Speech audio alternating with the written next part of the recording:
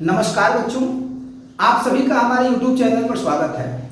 आज हम लोग प्रॉफिट एंड लॉस के एक और कंसेप्ट को समझेंगे और हर वीडियो में हम लोग एक एक कंसेप्ट देख रहे हैं, तो आप इसका नोट्स बना सकते हैं और इसका यूज करके एग्जाम में अपना टाइम भी बचा सकते हैं। आइए हम लोग प्रश्न देखते हैं। इसमें देखिए, पहला प्रश्न है कि यदि किसी वस्तु को 5% की हानि की अपेक्षा 10% के लाभ पर बेचा जाए तो 75 रुपए अधिक मिलते हैं। वस्तु का कास्ट प्राइस क्या है? इस प्रश्न को हम लोग दो तरीके से देखेंगे और दोनों ही तरीके काफी छोटे हैं, तो आप इसको देखिए। कह रहा है कि यदि किसी वस्तु को 5% की हानि की अपेक्षा 10% के लाभ पर बेचा जाए तो 75 रुपए अधिक प्राप्त होते हैं। वस्तु का कास्ट प्राइस क्या है? देखिए, इसका पहला तरीका हम लोग ये लगाएंगे कि माना जो वस्तु का कास्ट प्राइस है वो 100 रुपया है, तो वस्तु का कास्ट प्राइस 100 रुपया है।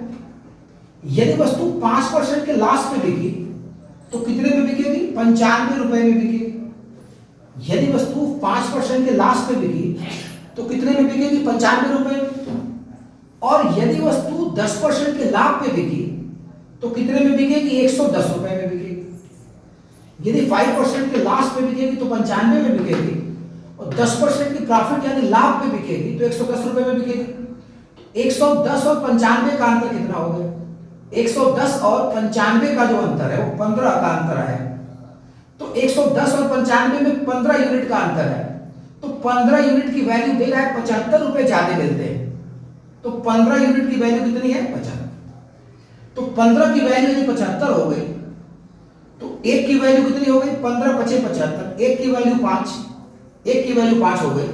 अब हमें कास्ट प्राइस निकालना, हमें कास्ट प्राइस 100 रुपया माना है, तो एक की वैल्यू यदि 5 हो गई तो 100 की वैल्यू कितनी हो जाएगी? 500। कास्ट प्राइस हमारा 100 रुपया था, एक की 5 आई तो 100 की वैल्यू 500 रुपया हो जाएगी। यदि वस्तु का जो कास्ट प्राइस है वो 500 रुपया हो गया। इसका तीसरा ऑप्शन सही है। इसको हम लोग एक तरीके से और समझेंगे। आइए इसको देखते हैं। इसका जो सेकेंड तरीका होगा, देखिए, जैसे ये वस्तु का कास्ट प्राइस है तो कास्ट प्राइस कि 5% हानि पे बिकी तो कास्ट प्राइस के 95% पे बिकी होगी। एक चीज समझ लेना कि कास्ट प्राइस को हमेशा 100% माना जाता है, कास्ट प्राइस को हमेशा 100% मानते हैं। तो यदि वस्तु 5% के हानि पे बिकी तो सीपी के 95% पे बिकी और 10% के लाभ पे बिकी तो सीपी के 110% पे बिकी। तो अब यदि हानि पे 5% के लॉस पे बिकी तो कास्ट प्राइस के 95% पे बिकी और 10% के प्रॉफिट पे बिकी तो कास्ट प्राइस के 110% पे बिकी। अब इन दोनों का अंतर देखिए, 110 और 95 में 15% का अंतर है। कास्ट प्राइस हमेशा देखिए 100% होता है, कास्ट प्राइस जो होता है हमेशा 100% होता है। तो 15% की वैल्यू, इन दोनों का अंतर 15% है, तो 15% की वैल्यू दिया हुआ है 75 रुपया। तो यदि 15% की वैल्यू 75 हो गया तो 75 रुपया हो गई। 1% की वैल्यू कितनी हो गई? यदि 15% की वैल्यू 75 रुपया है तो 1% की वैल्यू 5 रुपया होगी, क्योंकि 15 से इसमें भाग होगा तो 5 रुपया होगा। अब देखिए, आपसे कह रहा है वस्तु का कास्ट प्राइस बताइए, तो कास्ट प्राइस हमेशा 100% होता है। तो 1% की वैल्यू यदि 5 रुपया हो गई तो कास्ट प्राइस पूछ रहा है, कास्ट प्राइस हमेशा 100% होता है, तो 100% की वैल्यू कितनी हो गई? 500 रुपया हो गई। 100% की वैल्यू 500 रुपया हो गई, यानी वस्तु का कास्ट प्राइस 500 रुपया हो गया। यही ऑप्शन देखिए तीसरा सही है इसका। तो ये क्वेश्चन समाप्त हुआ। आइए इसी टाइप का एक और प्रश्न देखते हैं ताकि इस टाइप के प्रश्न पे अच्छे से प्रैक्टिस हो जाए। तो देखिए, इसमें जो अगला प्रश्न है, यदि किसी वस्तु को 20% के लाभ की अपेक्षा 10% के हानि पे बेचा जाए तो 270 रुपए कम में मिलते हैं। यदि 20% लाभ की अपेक्षा 10% हानि पे बेचा जाए तो 270 रुपए कम मिलते हैं, तो वस्तु का कास्ट प्राइस क्या है? तो यहाँ हम दोनों तरीकों को हम लोग फिर से देखेंगे ताकि अच्छे से प्रैक्टिस हो जाए। तो यहाँ पे देखिए, फिर हमने मान लिया कि माना जो सीपी है वो 100 रुपया है, तो सीपी देखिए हमारा 100 रुपया है। अब यदि इसको 20% के लाभ पे बेच रहे हैं, तो यदि 20% के लाभ पे बेच रहे हैं तो 120 रुपए में बेचेंगे। कास्ट प्राइस यदि 100 रुपया है और हम 20% के लाभ पे बेच रहे हैं तो कितने में बेचे? 120 रुपए में बेचे।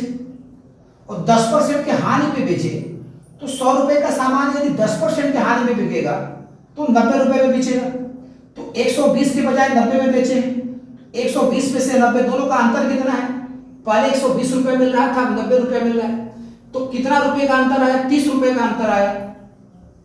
तो इसी 30 रुपए का अंतर, 30 रुपए की वैल्यू 270, तो 30 रुपए की वैल्यू 270 दिया हुआ है। 30 की वैल्यू 270 या 30 रुपए की वैल्यू 270। यहां 270 रुपए कम मिलते हैं और यहां 30 रुपए कम मिलते हैं। तो 30 की वैल्यू 270, तो 30 से यदि हम 270 को काट दें, 3 9 27, तो 9 हो जाएगा।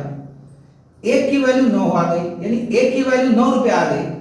अब यहां से कास्ट प्राइस 100 है, 1 की वैल्यू तो 9 हो गई, तो 100 की वैल्यू कितनी हो जाएगी? 900, यानी वस्तु का कास्ट प्राइस 900 रुपया हो गया। इसका देखिए तीसरा ऑप्शन सही है। पहले वस्तु 20% की प्रॉफिट पे बिकी तो 120 पे बिकी, अब 10% के लॉस पे बिकी, हानि पे बिकी, 90 में बिकी। अब 120 में से 90 घटा देंगे तो 30, तो 30 रुपए कम मिले और इसे 30 रुपए की वैल्यू 270 दिया हुआ है, तो 1 रुपए की वैल्यू 9 रुपया हो जाएगा। और कास्ट प्राइस हमारा 100 है, तो यदि 1 की वैल्यू 9 हो गई तो 100 रुपए की वैल्यू 900 हो जाएगी। इसका तीसरा ऑप्शन सही था। इसका दूसरा तरीका भी हम लोग लगाएंगे यहाँ पे, सेकेंड मेथड भी देखा जाए। तो सेकेंड मेथड में देखिए, यही हमारा जैसे सीपी है ये, तो पहले हम इसको 20% के लाभ में बेचे तो कितने में बेचे? यदि हम लोग कास्ट प्राइस, हमने कहा ना कि कास्ट प्राइस हमेशा 100% होता है, तो कास्ट प्राइस हमेशा 100% होता है। तो यदि 20% के लाभ पे बेचे तो कास्ट प्राइस के 120% पे बेचे। यदि हम लोग इसको जो है 20% के लाभ पे बेचे तो कास्ट प्राइस के 120% पे बेचे। और यदि 10% के हानि पे बेचे तो कास्ट प्राइस के 90% पे बेचे। तो 120% और 90% में कितने का अंतर है? तो 30% की वैल्यू, इसे 30% का अंतर है, तो इसे 30% की वैल्यू दिया हुआ कितना? 270 रुपए कम मिलते हैं। तो 30% की वैल्यू 270 है, इसको 30 से फिर काट देंगे 9 बार में, तो 30% की वैल्यू 270, तो 1% की वैल्यू कितनी हो गई? 9 आ गई। अब हमको कास्ट प्राइस निकालना है, तो कास्ट प्राइस हमेशा 100 रुपया होता है। 1 की वैल्यू तो 9 हो गई, तो कास्ट प्राइस 100%, तो 100% की वैल्यू 900 रुपया हो जाएगी। यानी वस्तु का कास्ट प्राइस कितना हो गया? 900 रुपया हो गया। तो ये तीसरा ऑप्शन इसका सही है। तो इस कंसेप्ट को हमने दो तरीके से समझाया हुआ है। आशा करते हैं कि आपको अच्छे से समझ में आ गया होगा। आज की वीडियो बस इतना ही। धन्यवाद।